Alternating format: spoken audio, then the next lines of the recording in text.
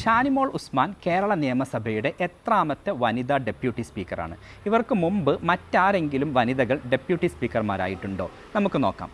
1957 ഒന്നാം കേരള നിയമസഭയിൽ പ്രമുഖ കമ്മ്യൂണിസ്റ്റ് നേതാവും കായംകുളം MLA-യുമായിരുന്ന KO ആയിഷ ബായ് ഡെപ്യൂട്ടി സ്പീക്കറായിരുന്നു. 1960 രണ്ടാം കേരള നിയമസഭയിൽ കോൺഗ്രസ് നേതാവായിരുന്ന അഡ്വക്കേറ്റ് നഫീസത്ത് BV ഡെപ്യൂട്ടി സ്പീക്കറായി. ആലപ്പുഴ മണ്ഡലത്തിൽ പ്രമുഖ കമ്മ്യൂണിസ്റ്റ് നേതാവും പുന്നപ്ര വയലാർ സമരനായകനുമായ TV തോമസിനെ പരാജയപ്പെടുത്തിയാണ് നഫീസത്ത് BV നിയമസഭയിലെത്തിയത്.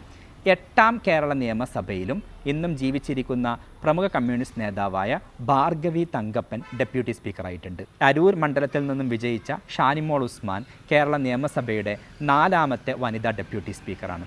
അതോടൊപ്പം തന്നെ ഇൻട്രസ്റ്റിംഗ് ആയ മറ്റൊരു കാര്യം, ഡെപ്യൂട്ടി സ്പീക്കർമാരായ 4 വനിതകൾ 3 പേരും വിജയിച്ചു വന്നത് ആലപ്പുഴ ജില്ലയിലെ വ്യത്യസ്ത മണ്ഡലങ്ങളിൽ നിന്നായിരുന്നു.